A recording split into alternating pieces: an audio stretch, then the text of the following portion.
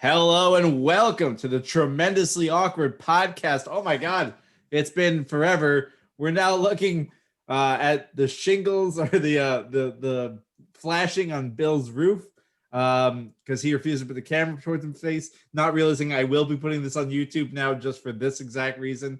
With us, special guest, Mr. Brody King, ladies and gentlemen. Clap it up for Brody King. There it is. It's just me clapping. I'm holding two things at once. Can't clap with my hands right now. Sorry. Brody, how you doing, man? I'm good. Thank you for asking me well in advance to do this podcast. Yeah. I also did not know if Bill would be available to do a podcast today. So I said, Bill, you want a podcast? And he said, I'll be home around 8:00. And I said, okay, let me ask who's around. You're lucky that I don't even know what day it is. So yeah. This is all a blur for us. I honestly, yesterday, I was like, one of my friends was like, yeah, I don't even know what day it is. I was like, it's Saturday. He's like, I think it's Friday. I'm like, no way. And then we looked at our phones, like, oh my God. It's painful. It's upsetting. It is. Quarantine mixed with holiday, that'll fuck you all up. I went to eat dinner last night. So I went to, I saw my brother and you ate dinner too? Yeah, I ate dinner. It was nice. And they made dinner early. Because they were treating it like a holiday. And as I'm eating the dinner, and then I'm like resting, I'm like, oh man, it's almost time for bed. What time is it? My sister-in-law's like, it's 6:45. I was like, oh my God. I don't know where I am anymore. This is all. So you've reached that elderly stage where you go to bed at like 7? I'm just at that point where I just open mouth sleep on the chair after every holiday dinner. That's where I am. That's me after every dinner every night. Yeah, that's you mid-lunch. Damn. All right, Bill, what do you got? Hey, Bill? Oh, bending over. Hold your breath, Bill. Yeah, usually I'll eat dinner and then the wife and I will try to watch some TV. I fall asleep for about an hour and then I'm good for like another 4 or 5 hours. Hell yeah. Yeah, that's the way to do it. I like, I don't know what I like anymore. Really don't like much. Very mentally unstable the last few weeks. Just last few weeks? Yeah, you're right now in a Raven promo. I don't know what's happening here. Last time I was sitting in this spot, there were orbs floating around me. So I'm an empath. I don't know if you guys know that. We do. Yeah. It's well publicized at this point.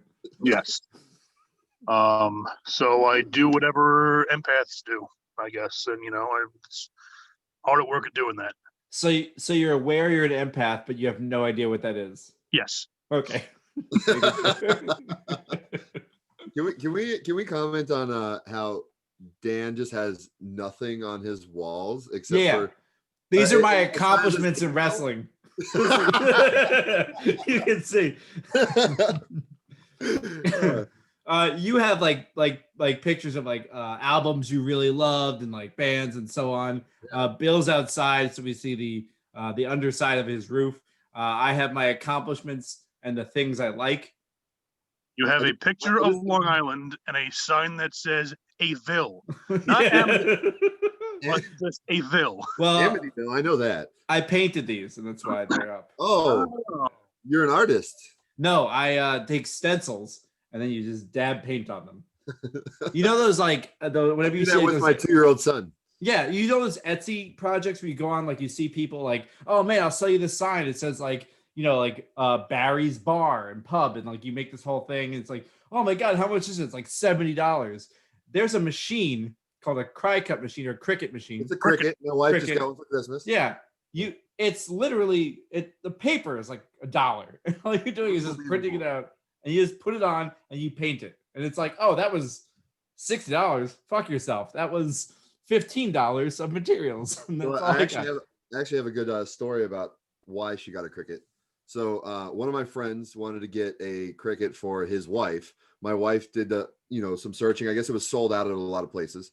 Mm-hmm. There was a couple available at the local Michael's here. Mm-hmm. So he goes, oh man, I don't get paid until Friday. So I said, don't worry about it. Like, I'll buy it, then just pay us on Friday. So he buys it. goes and or picks it up, curbside pickup, whatever. And then I keep getting emails throughout the week saying, please come pick up your order. It's going to expire on Saturday. So on Saturday, I went there, showed them my order number, and they handed me another one. Hell yeah. That's the way it should be.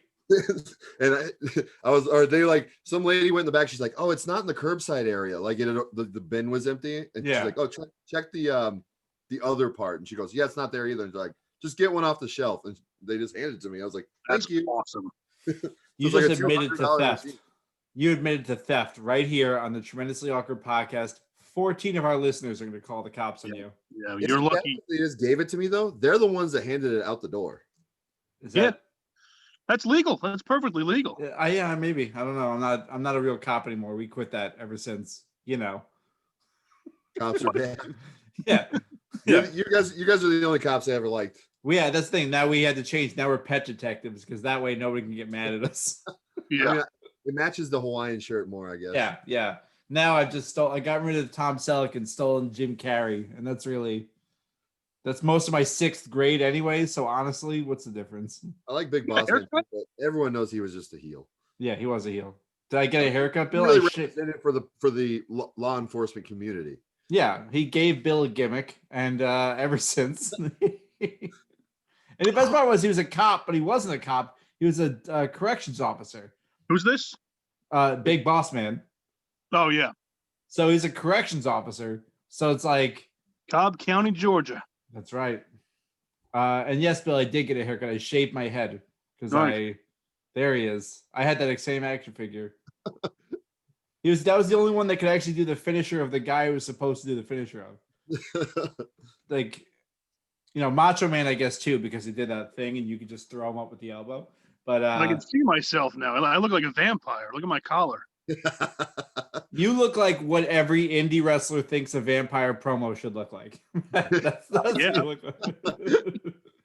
I need to be backlit. If I get this light away, it looks like I'm Yoda. I have Yoda ears. Look at that. If you were an indie wrestler vampire, what would your name be? Paul West, because I am a real vampire. I don't know if you knew that. This is how so there's the running joke is that in college, Bill paid $50 to get his vampire name on a certificate. And it was but it's not a joke. It actually happened. It's a real this really happened. So the name he got was Paul West, which is an accountant's name. And he has the accountant's name as a vampire. So essentially, he paid $50 to a random name generator to print his name on a piece of paper and mail it back to him. I got a certificate. I'm a certified vampire. Do you also own Pieces of the Moon? Of course, obviously. Yeah, he owns a bridge in San Francisco. A lot of people have been trying to sell. Yeah. So is this the format of the podcast? Is we just keep going? There's no format. We just bring you on, and I don't like the idea of having like formal interviews because, like, wrestling fans don't actually like. If I were like, so tell us how you got your start in wrestling. Like, you've done that podcast 400 times. And also, we don't give a shit. Yeah. I think the one thing I get the most compliments on was the I'm sorry high spots thing. Yeah. Where we literally just talk shit for an hour and a half. And everyone's like, I loved it. It was great. That's the thing. It's way better that way because I like the idea that, like, yes, their stories will naturally flow to whatever we're talking about. But most of the time, it's making fun of, Bill being fucking deep throat over here.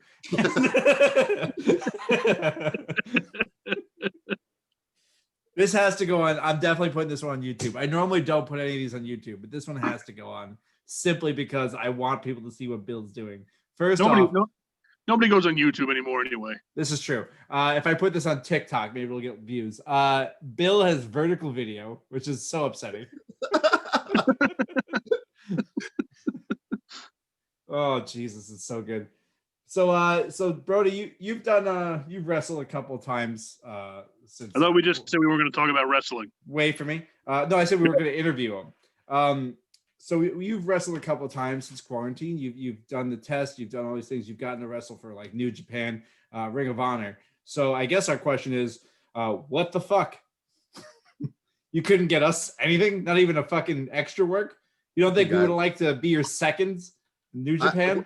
I'm like, they're like, people are like, let me see your your children, pictures of your children. I'm like, how about you see these photos of my dad's? And I scroll through you guys' videos and they're like, wait, Dan Barry and Bill Carr? No, we're good. No, we've seen them, and they're not here for a reason, Brody. Just show them this podcast. Yeah. Just show them how we look on this podcast. Yeah. They'll sign us right away. I wouldn't be the man I am today without Dan Barry and Bill Carr. Mostly Bill. I know that you love telling this story, Dan, but that is like 100% true. Is that seeing you guys wrestle at PWG, like watching Bill wrestle was like, that's the type of wrestler I want to be. Like a big man that could do cool shit. Oh, you're gonna make me. What's Come. the word? Blush. Come. Yeah. You're gonna make me come. You're gonna Oh. But dude, I recently watched that match again. Bill, you were fucking huge. Yeah. That was Big Fat Bill. Oh yeah, and you kept up really well in that match, but you were significantly bigger than you are now. Oh, that was a big fat shit. Our second match there, which we can't talk about ever again. Our second match there, we were both in such better shape, and we're like, "Yeah, this is gonna keep us here. We never wrestle for PWG again." Yeah. I think after that, he booked like one tag team of every other show. Yeah, to beat Toulouse the Bucks, and that was it. But it didn't matter because it was like I was like, "Oh, we gotta get in great shape." That way, like Super Dragon would be like, "Yo, these guys are like really, they're gonna be something." And then he was like, "Nah, fuck tag team wrestling." Now it's your time, though. I mean, the tag team belts are vacated. You guys could come in and restore legacy to your career. Let me put it this way: if they have an opportunity to put like Bandito and Ray Horace in a tag team and have them win the belts, they're gonna get the belts. If they had an opportunity to bring back one team from their past, no one's gonna be like Team Tremendous. They're all gonna list like everyone else. The Young Bucks. They'll pull in teams like they'll be like Disco Machine. Let's bring his ass back from the dead. Well, I think Team Tremendous versus Scott Lost and Chris Bosch would sell the place out. We'd tear this shit up. That's what we would do. I always wanted to wrestle. I thought us against you and Tyler would have been sick. Yeah, I always wanted that match to like take place in a big, wrestling show. Yeah, a wrestling show in LA that we can't mention anymore. Yeah. That we're barred from saying. You just said it. Barred wrestling. Yeah, barred from wrestling. But that was even a six-man. Wasn't it a six-man? We didn't do we didn't do a straight tag. We did a six-man, I thought, right? No. Yeah, it was you, Taya, and Bill versus me, Heather, and Laura. Yeah. That was fun. That was fun. That was one of my favorite matches because we had to actually talk someone out of getting the shit kicked out of them by Bill. What's that? When Laura asked you to just assault her. Yeah. Oh yeah. So I feel like we've definitely told the story, maybe, but like the idea of it is that we have Laura. Maybe we did this as like a remember that match, Bill. Did we do this to remember that match? Probably. We've done all of our matches. That's why we can't do it anymore. That's what we have to do. That's why we do interviews now. But we came up with we kind of threw out this like bullshit joke of like, wouldn't it be funny if like everyone like hit us and then Laura the smallest hits Bill the biggest and Bill just loses it on Laura. And it was just like a throwaway joke. Yeah, we just beat the shit out of her. We have to pull him off. So we say that like passing, and then Laura's like, "No, we're doing that." I'm like, "No, we can't." And he goes, "No, we're doing that." And we're like, "No, we can't." And he goes, "No, you're fucking doing that." And she's getting like really want us to do it. So we had to think of a way that Bill could push Laura down, and then us have to stop Bill from beating the shit out of her. I think I did punch her once, and that was it. And the whole match stopped, and we looked at you like, "What the fuck, man?" And then we grabbed you and pulled you off. Oh, it was good. I miss wrestling. I miss fun wrestling where you can tell like a weird story. I think we kept the two of you away from each other for the rest of the night as a result of that. For most of it, yeah. Yeah, like, and then you finally came back together, and she did that vagina spot, and you did a flip. I don't remember. Yeah, we're not allowed to talk about those spots. We're not talking about one of those spots. Yeah. they all count? Do all of them count? I've been involved in quite a few of them, but Yeah. on the receiving end. Yeah, 100%. You.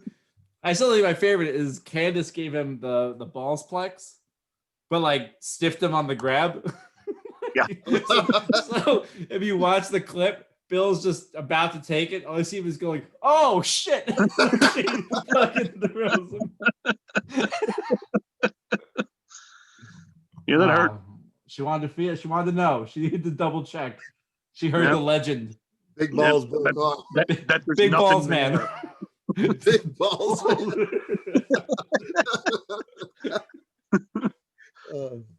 Oh man. I do imagine you, and yes, I've had this image in my head. Well, at least now I do, of Bill having very large balls. He has he has a healthy dick. He does. It's a pretty. Right. It's. I've seen it because he's also someone who just shows it to you. Not, me. not in like a non-consensual, No, inappropriate. to me, and I'm much more of the this is hilarious, and we have that rapport with each other. I've shown him my balls. It's been a whole thing. When you're tag team or you room with somebody, you see a lot more of them than you ever thought you'd see. Bill was one when he would drink, he'd pull his pubes out and throw it at you. I mean that's just that's just funny. Yeah, of course. to us, It's to hilarious. us. He's not doing it to strangers at the bus. He's doing it to me in the hotel room while we're drunk. What was funny to me, like getting into wrestling, was how like uncomfortable most wrestlers are with humor like that, or like just like really. It's like we're like literally so intimate's a weird word to say, but we're no, but very, it's intimate. like It's intimate. You are in close contact. We're basically naked, and like a power bomb, you're almost sucking the dude's dick. Like, yeah. People get upset about that. You're gonna get weird about like seeing someone naked. Like that's the thing is that there are certain like there are wrestlers who I won't really name, but like who are like super homophobic, and you're like, what are you?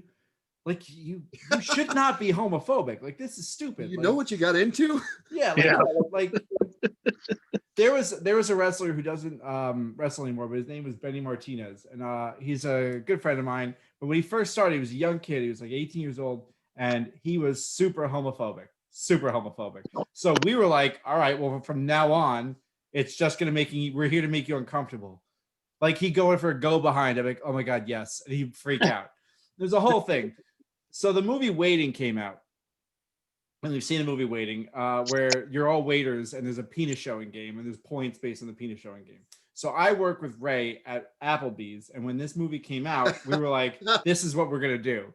So Ray started to warm up to the idea of it. He started to warm up to the idea. Then he thought it was funny. So we show the balls and we kick him in the ass, and that would be the whole game. I go on vacation with Ray, and he goes in the shower. He's like, I'll be in the shower. I'll come out when I'm ready. So I start, I'm like, oh man, when he comes out, it'd be really funny if I just showed him. You're getting hard. Yeah, I'm like, here we go. Yeah, I'm just going to show him everything. So he comes out unexpected.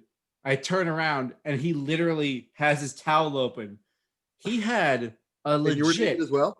No, I was waiting because I didn't know he was coming out.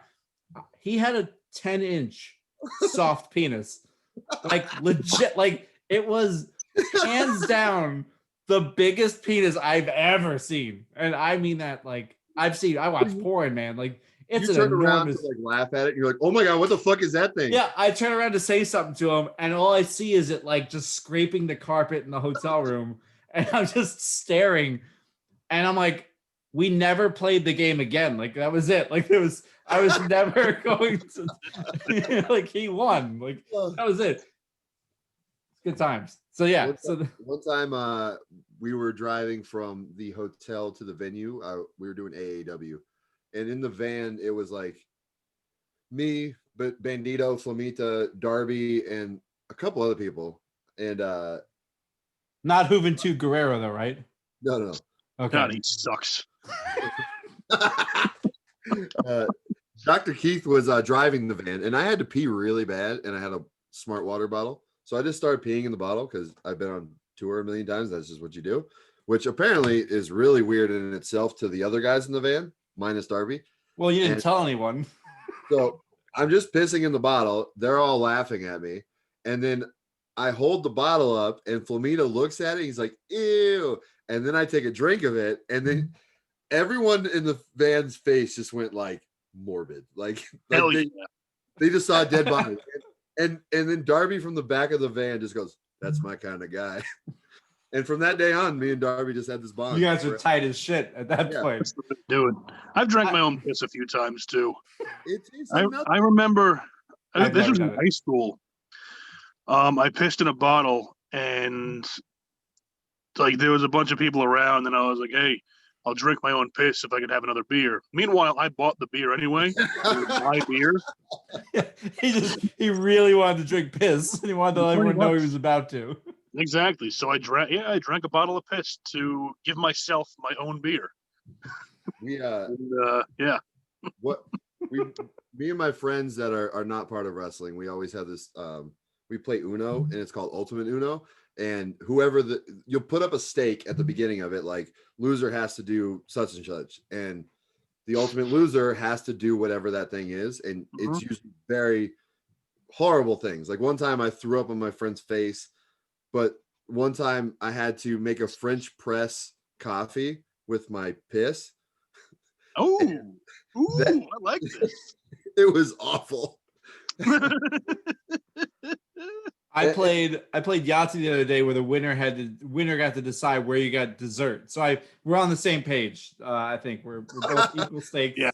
The best part was that like one of my friends tried to like surprise my wife by being like, "Do you know what your husband just did?" And she's like, "What?" And she's like, "He just drank his own piss." And she's like, "Oh yeah, that's not surprising." Like, Yeah. He does that when we drive to Starbucks and he has to piss. I don't get it. It's just the thing he likes doing. Yeah, I remember again back in high school, or my buddy's house, and a few houses down, he was house sitting for his family, like close friends of theirs, and we'd have parties there every now and again. And one time we convinced another friend of ours to take a shit in one of their pots, and this kid took notoriously gargantuan shits.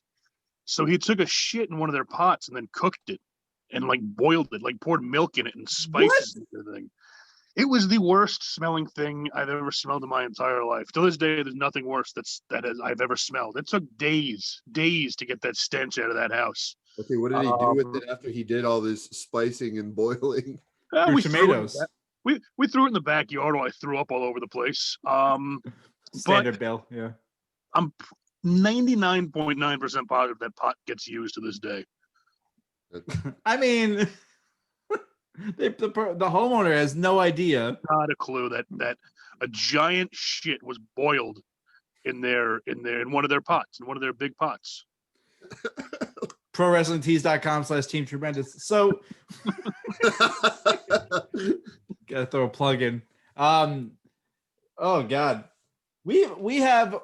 You were there for the infamous Barnett night. We've spoken about that on this podcast before. Oh yeah. Who? The Josh Barnett night where me and you hid in our bedroom so we could avoid getting too drunk with Josh Barnett. Oh yeah. No, not too drunk. Like stomping around the hallway. Already very drunk. We had they already started drinking, and Brody got to see Josh Barnett basically treating us like non-playable characters in his video game, where we just followed him around like a bunch of fucking tools. Yeah. I remember at one point, I think he was like starting to hit on your wife. Oh yeah. And we looked at each other. We were like, "Listen, like, there's nothing we can do if he wants to." I even told my wife that night. I was like, I mean, if it came down, I would try to do something, but there's nothing I can do. No, just hey. That was it. I mean, I remember Dan asking him like, "Do you think you can beat everyone up in this room?" Mind you, we were in a event that held 3,500 people. Yeah. Completely sold out too. Josh just like scans the room real quick and he goes, "Pick your best 5 and I can beat them up." And we're just like, "Oh my God." But like, here's that was the amazing thing I've ever heard. But the best part about that is that I asked him that, right? And then he like kind of chuckled. And then like 3 minutes later, he answered me. It wasn't like immediately. It was like he spent the last 3 minutes surveying the room and seeing like, okay, that guy's got a little bit of a limp to him, so I think I can pick his ankle. Like he had laid out everybody. He's like, pick your best 5. I just remember like, what? Jesus Christ. I just remember every time you'd be like, yeah, I think I'm done. He would just like hand you another beer, like, okay. And you just kept drinking. It was whiskey. Yeah, he just handed me another whiskey because I had a rule that I wouldn't drink another Jameson until I finished a glass of Coke. And the idea is that I'll pee way more often, and therefore I won't want to drink any more Jameson. You're not talking about the liquid Coke. You're talking about an actual glass of cocaine. Yeah, just straight up. Guzzling glasses of solid cocaine. Yeah, I was chewing on it at points. I think at one point he went up to Andy and was just like, Brody's wife is very attractive. And Andy was like, that's his wife. Leave her alone. Stop it, Josh. He is a legend to me, Josh Barnett. He's a legend to everyone in like combat sports. Right, but forget combat sports. If I had never known that he had done combat sports and I met him separately and we had the same interactions that we had, he would still be a legend to me. We did the same Sorry for Watching. We're in LA, and Josh Barnett was one of them. It was him and Jonathan Gresham, and Gresh was there. And I called Barnett. I'm like, are you going to come? He goes, yeah, I'll be there in a little bit. He pulls up in like a 1967 like GTO or some shit, like some car that you would definitely picture him driving. He walks up this, leather jacket in Los Angeles in the summer, just leather jacket, jeans, sits down. I don't know if he wears deodorant. He just has a musk of like, yeah, I'm a man, and you just have to live with the musk. He had a girl. I don't know who she was, if his girlfriend, whatever she was, but the girl came in, sat in the room, waited for him to finish. Then they got up and left. And that was the entire exchange. I saw none of that. We had the whole conversation. He was super personable. He goes, all right, man, you have a good weekend. And he just left. And that was it. This man is a fucking enigma to me. I don't get how he functions as a person. It's a totally different animal. I the craziest part about him to me is that, like, he's older and he's obviously been fighting for so long, but like he has started going into like other facets that aren't like the UFC. Like he did like a wrestling tournament and like just mopped the floor with these guys. These guys that are like top of their game, and he's just like, yeah, you don't know shit. Or he did that like bare knuckle boxing match, and he's not a bare knuckle boxer, and he knocks the dude out in the second round. It's like, he is he was born in the wrong time period. Yeah. He's a warrior. He would be a ruler, a king somewhere. And like, he makes the best bourbon I have ever tasted in my entire life. He makes his own bourbon now. Yeah, he is a warrior. He is just a warrior king. The manliest man to ever walk the earth. It's uncomfortable. Yeah. And like, I'm a very individual person. Like, I'm like, somebody comes to me and goes, you want to do this thing? And I don't. I go, no, I'm just going to do something else. It's never personal. If he walked up to me, no matter what we were doing, he's like, we're going to do cocaine now. I'd be like, yeah, I guess I'm doing cocaine now. Like, that's why we had to hide from him. Because that's the thing. That's the thing. I get tested at work. If he wanted me to do anything, if he was like, you know what? I got a bunch of fucking heroin in my bag right now. You're going to do it with me. Yeah. Oh, I don't want to, but okay, for you. Yes, sir, Mr. Barnett. But for the record, it's not like he had this stuff. I don't want to make it seem like Josh Barnett was like blowing lines at a fucking show we're at. I'm just saying, like, in theory, if he were to come to me and be like, hey, do you like black tar heroin? Or if he was like, hey, remember that drug crocodile that was popular all those years ago? Guess what? Guess what daddy's got a hands on. I just imagine you guys being at the hotel room in Buffalo, like looking out like the crack of your door, like waiting for him to like walk past, and you're like, okay, I think we're safe. And then you open your window and he's just standing there. Dude, you have no idea. He was stomping around the halls looking for us. He was leaving. Bill and I got to our room, and then we laid on the floor next to our beds so that he wouldn't see us if he looked. I'm really not. Now, here's the thing. I'm blaming alcohol on that because we were very drunk at this point. We were uncomfortably drunk at this point. Also, we can't tag him in anything because he doesn't know that we were hiding from him. So if he ever finds out, no, I might have told him. I'm not. I'll for the funny of it, I will tell Josh Barnett I was hiding. Now here's the thing. The point he makes is like, yeah, but you never felt like I was making you unsafe. Like you were doing it because I was doing it. You weren't doing it because I was like, if you don't, I'll fucking kill you. I'm like, no, yeah, like it was your vibe. We had to do what you were doing. Yeah, but also in the back of my head, it's like, okay, if I don't do this, he's gonna fucking kill me. I need Josh Barnett's approval on everything I do. Everything. When we got in the ring for the first, he was at that DDT show where you were, and Bill saw me and goes, holy shit, Josh Barnett. Like, he walked across the ring and he did like his taunt to Josh Barnett. He gave him his sunglasses. It was this whole thing. And ever since then, I've been like, this is, like I knew who he was, but like I didn't think I'd ever text him at like 2 a.m. to be like, what's going on, man? What are you doing? I like the idea that like I know what type of wrestling Josh likes, like that blood sport, like like hold for hold, pure wrestling. And the fact that he's gone to like so many PWGs, and I know he's just sitting there going like, I hate this.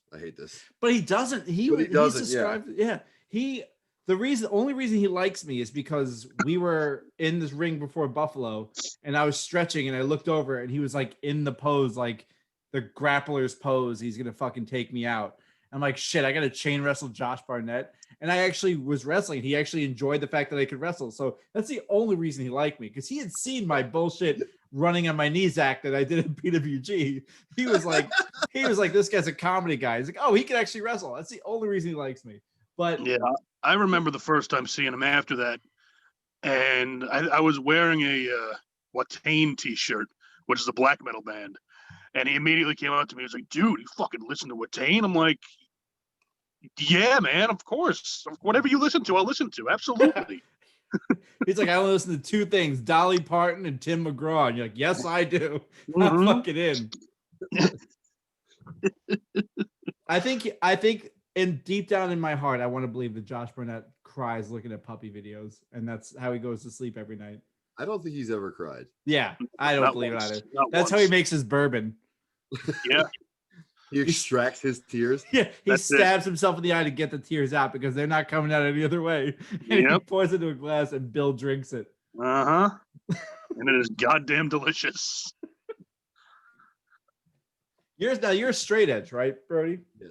Yes. What's that like when Josh Barnett tries to offer you a drink? Well, I have self-worth and confidence and what's that now?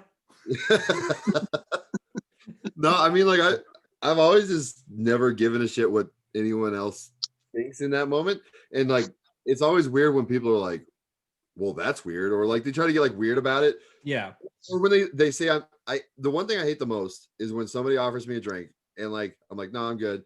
And like, oh, do you not drink? And I go, no, I'm straight edge. And they go, oh, I'm sorry. And I'm like, why are you so like you were being polite by offering me a drink? I used to get what happened. Like that's how it was approached to me when I wasn't drinking. It was like, because I spent probably like 6 or 7 years I didn't drink. And I'm like, I don't drink. And like, what happened? It's like nothing happened. I just don't drink. And like, no, yeah, something happened. I'm like, no, it's just one day I decided not to drink anymore.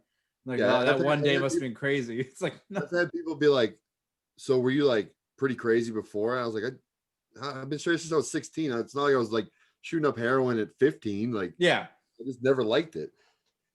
But I love, so for the record, I love when my friends get drunk and do hilarious shit. Yeah.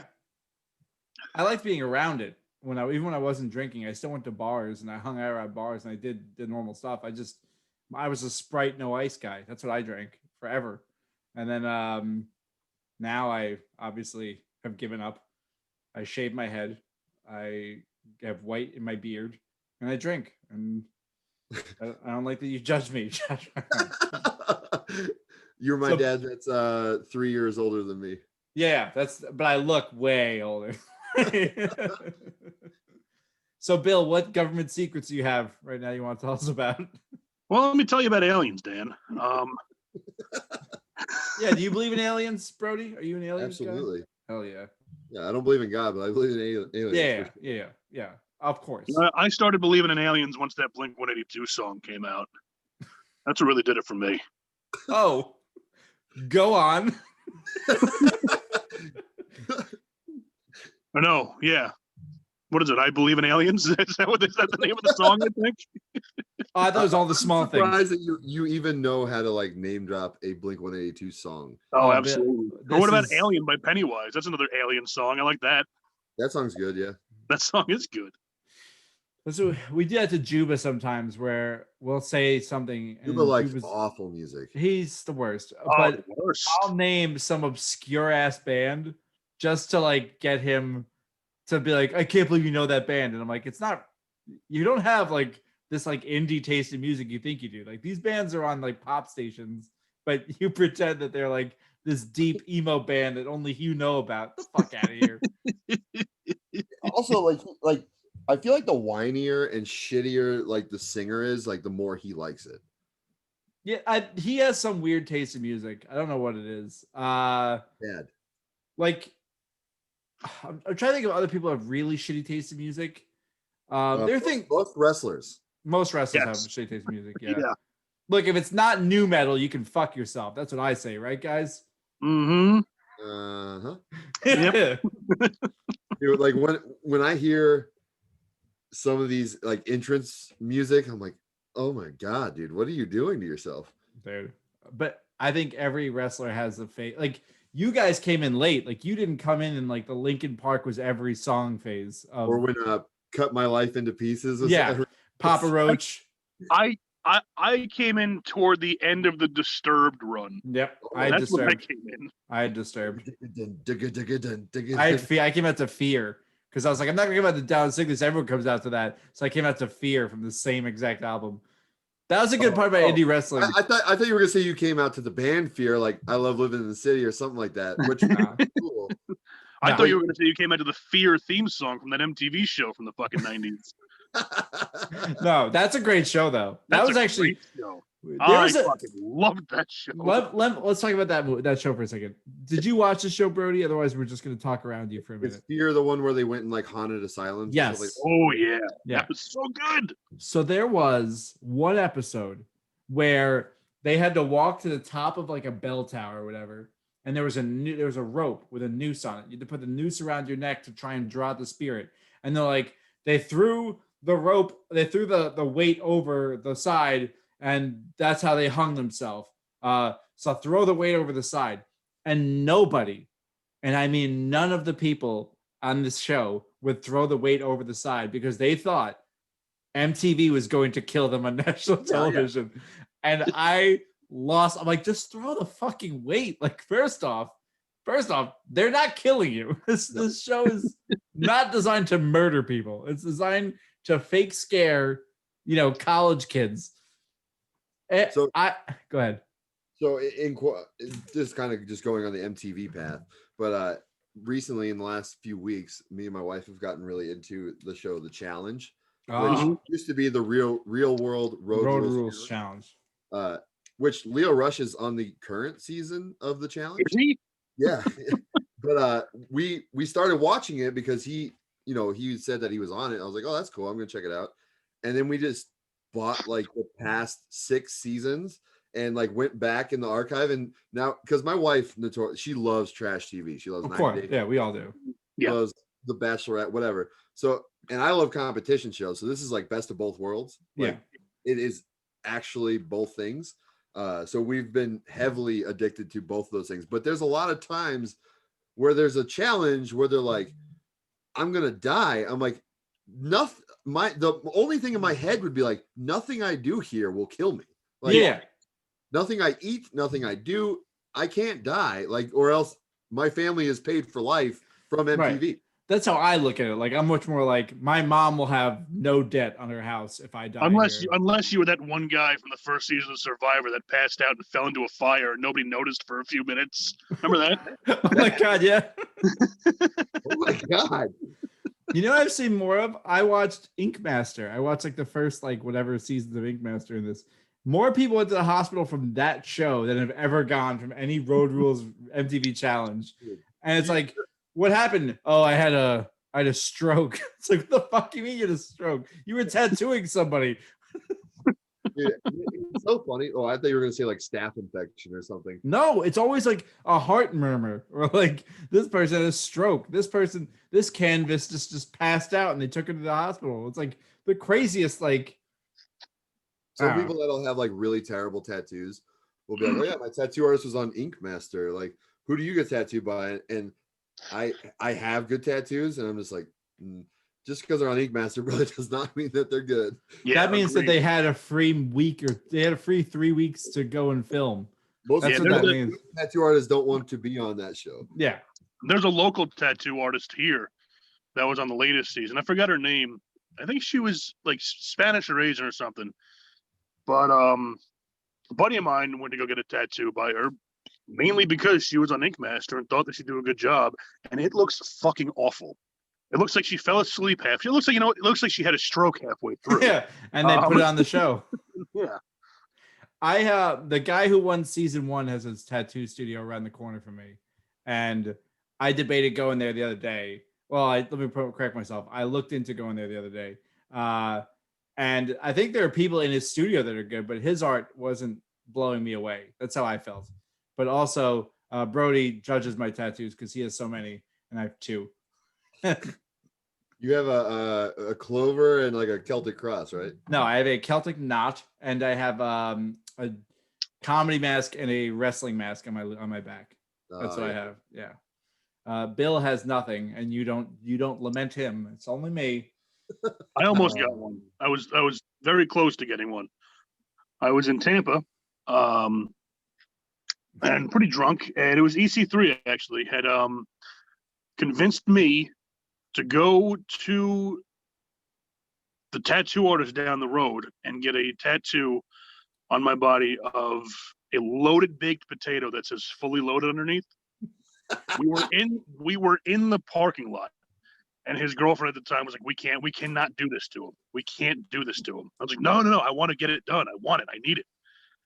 Thankfully, I didn't get it done. And yeah, I don't have any tattoos. So Well, I constantly. When you told me you didn't have tattoos, can I just say that I was so surprised because you seem like the type of person who have a shamrock on their ass. You know what I mean? Like, Brody gets what I'm saying right now. Like, there's always like that dude who's like, yeah, I got a tattoo. It's the Fighting Irishman on my asshole. It's like, those are always like the generic go-to tattoos for like people who played football. So yeah, someone that was on the wrestling team that just has like a star on their shoulder or something. Yeah. There's some weird kanji symbol that they got when they were 16. They were the kid in high school that had a tattoo and everyone thought was crazy. Yeah, they had the Chikara symbol. That was my favorite one. Everyone has that. Everyone. But the Goldberg barbed wire tattoo is the tribal tattoo is pretty big when I was in high school. So a lot of the football guys got that by like the local tattoo kid who in our school was not a good tattoo artist. So we had these janky, shitty lines on fucking barbed wire on their bicep, like fucking Pamela Anderson. Like, it's terrible. I can't wait for Dante, my son, to like come home one day with just a bad tattoo. I'm just gonna roast the fuck out of him. I'm gonna ground him for getting a bad tattoo and not just letting me get him a good one. Son, I would have gotten you a good tattoo, but instead you have the lyrics to Stained on you. You're gonna sit there and think about what you did. Yeah. You know what? No Aquifer for you. You don't get any of the post-tattoo cream. You just let that scab. You only have one body and you already tarnished it. Just like act like I don't have any tattoos. Yeah. Oh my God. My dad was really upset when I started getting tattooed, but then now he doesn't care. My mom was really upset and I never understood it. Like, I was like, what about me makes you I got my ear pierced when I was 18. And my mom was like, how could you do that? It's like, fucking what? The ear piercing? Like, that's nothing. Like, I would see what I've done to my dick. So that You showed her. Yeah, I was like, look at this. She's like, oh my God, it's Easter. Easter for the No, you showed her your dick on Easter. Yes, there we are. I get it now. I get it. I was gonna say, Dan, this is a Wendy's, but I felt that would have been a joke that's been played out at this point. You show your mom your dick on Easter? Yeah, and most people hide eggs. not me. What? I don't know. I had nowhere to go with that. I just kept going. I was like, let's see what happens. Something funny will come out. I did not. And your other profession is stand-up comedian, huh? Yeah. Way different. I just steal famous people jokes and I just go on stage. Oh my goodness. Let's talk about your other profession. When are we gonna hear some new God's Hate music? Next month. Ooh. So we have a new record recorded. Is that the collab with Mama and the Fiddles? Yes. All right, good. But yeah, next month we're gonna start pre-orders and putting out songs, and it should hopefully be out by the end of next month. So hell yeah. That's exciting. Awesome. Looking forward to that. I think if you like the older stuff, you'll definitely like the new stuff. It's just heavier and angrier, and that's better in my book. And you play the banjo, right? It took us literally, I think, a full year to record everything. Oh yeah, Jesus. Yeah, it was a process, but I think waiting definitely helped. Yeah, I gotta go pee really bad, so I'll be right back. All right, go ahead. This happens in all of our shows. Somebody gets up and pees. Usually me. Bill, when's your next album coming out? I'm putting the phone down. All right. So this podcast and YouTube video is just going to be I love that this is the view we have of you. I'm definitely putting it on YouTube because there's no way. What's that? I said that's fine. I'm pouring myself another brewski. Ooh, big boy brewskis. How many is that so far? For the day or for the podcast? They'll start with the podcast. Well, I started the podcast out with a nice hefty glass of wine, and then I switched to Sierra Nevada Celebration Ales. All right. Now, how many beers and wines is that for the day? Let's see. This is my third beer in the podcast. Had one wine here, and 1, 2. This is probably my 12th beer. Tonight? Yes. Yeah. You've been home for how long? Oh no, this is all throughout the day. Okay. Breakfast, lunch. Yeah, I'm not as straight edge as you guys. I remember one of my friends, like someone had posted they were going to do 100 beer challenge. They're going to drink 100 beers in a weekend. And my friend Edgar was just like, I think I could drink 100 beers in a day. And he did, and was like, he's like the most composed drunk person too. Like he just gets kind of quiet and sits there. And like, he drank 100 beers and seemed fine. Yeah. He's still alive. That was one of the most impressive things to me. The worst thing I ever did, and I mentioned it on this podcast before, is me and a buddy of mine, my old roommate back in college, got bored one day and bought a bottle of Jack Daniels, and we're like, let's just see how fast we could drink this in. And between the two of us, we drank it in 9.5 minutes. And I was sitting down, we were going shot for shot. And I felt fine after we finished the bottle. As soon as I stood up, it was like the world just came crashing down on me. And within 15 minutes, I was blackout drunk. Not sure what happened the rest of the night. I was told that at one point I did go to my room about a half hour later and came out naked, shit the shower, and shit the shower. Yeah, just shit all over the shower, and I guess passed out halfway in the hallway and halfway in the bathroom naked with a shitty ass. So one of the best parts about being straight edge is remembering your drunk friends' nights. And, see, that's good. That's very good. A similar story happened to one of my friends, my friend Rich and my friend Tyler. They got a bottle of Evan Williams, and they tried to drink that as fast as possible. It was like a handle. And same thing. They were fine, and then they stood up and they were fucking destroyed. Yeah. On the way home, he's like, "You have to pull over. I have to pee." And we pulled over. It's dark, and there's a hill, like a pretty good sized hill. And he starts peeing, and then he just falls, and he just starts rolling down this hill.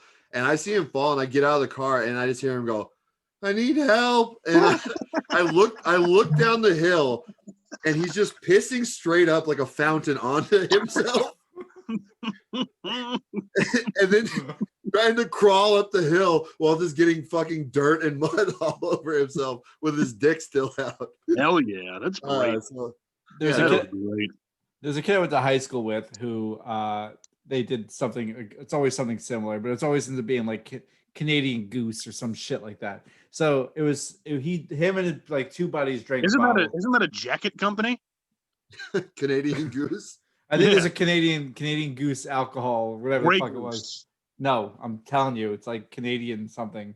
I know there's a goose in the bottle, but he got real drunk and Oh, it's a Grey Goose.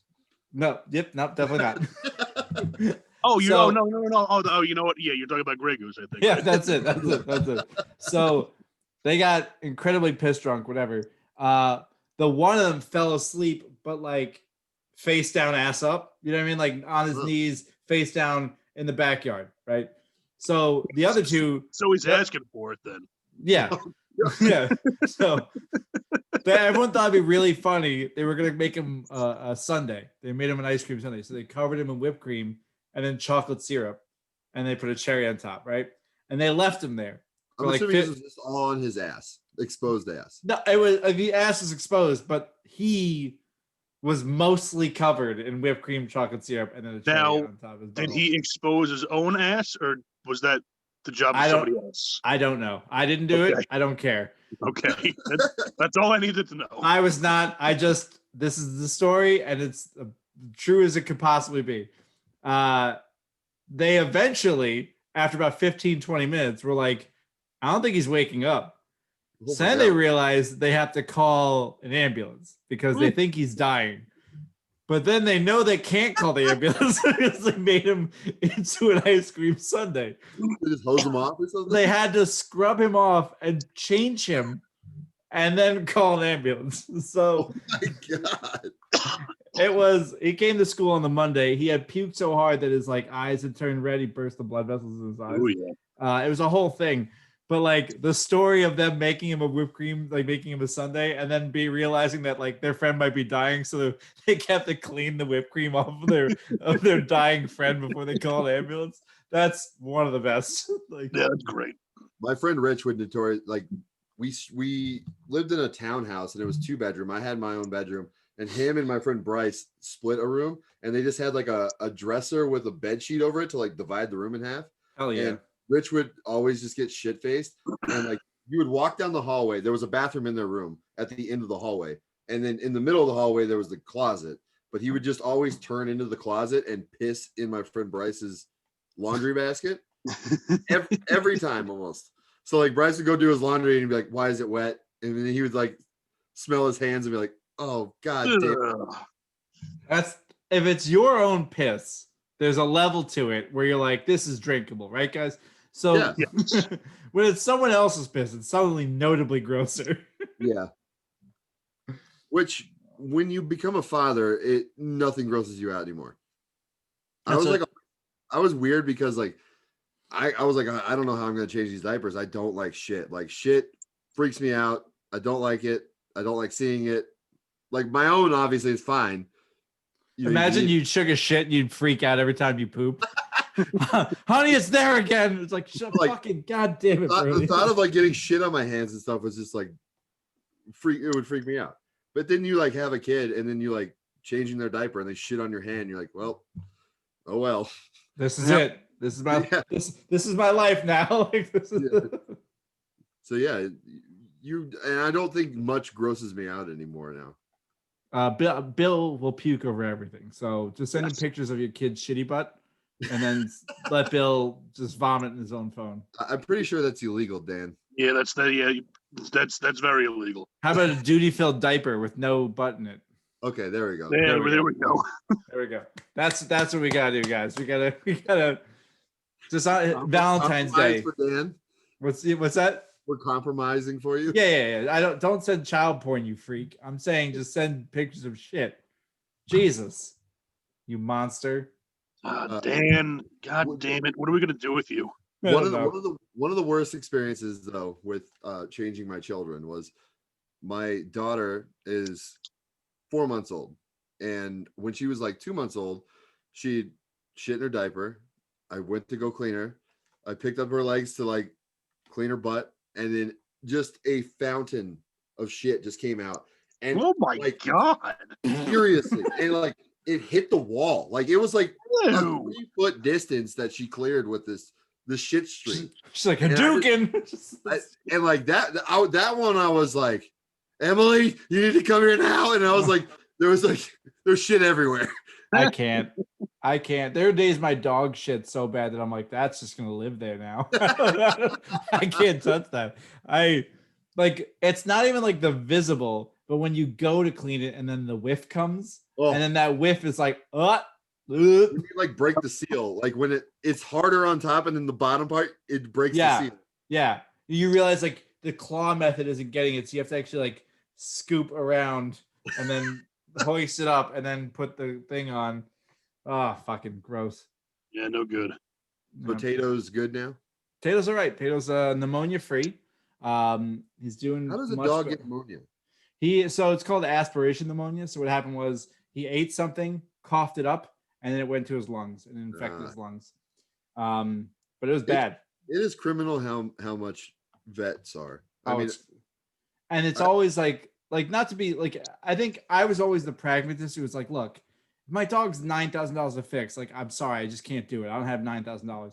But when it's your dog, oh yeah, the payments come incrementally.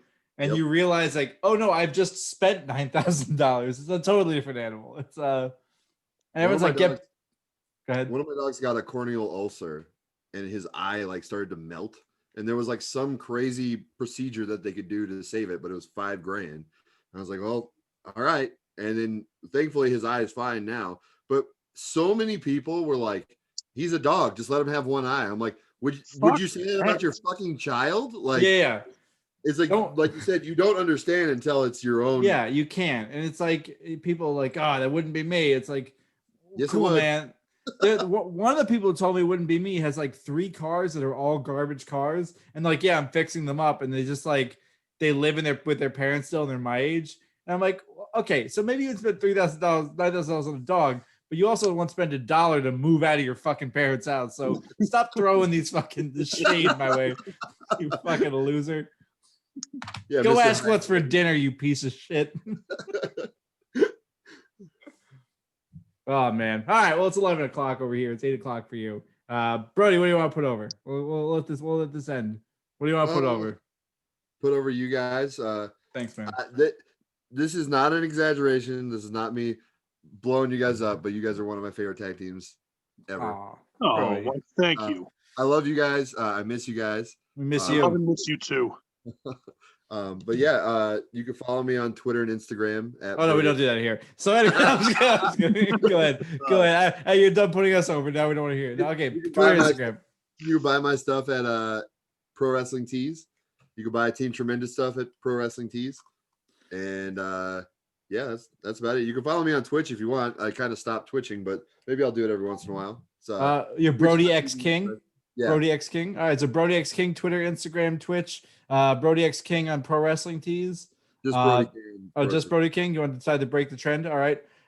Team Tremendous, ProWrestlingTees.com/Team Tremendous. We have teamtremendous.bigcartel.com. Make sure you tell everyone about this podcast. Bill, what do you want to put over today? I'm going to put over that sweet typo negative album I see behind your shoulder there. I got October Rust and Bloody Kisses. Oh, you do have October Rust. I didn't see that there. Beautiful. I love it. And also, Red Water is my favorite Christmas song of all time. Great song. Fairy Tale New York for me. Sorry, guys. It's a great song. All right, guys. From New York. Yeah, no, it's the Irish. It's a song about drug addicts. It's so great. Anyway, all right, guys. That's it. Wrap it up. Bye. Bye. Love you.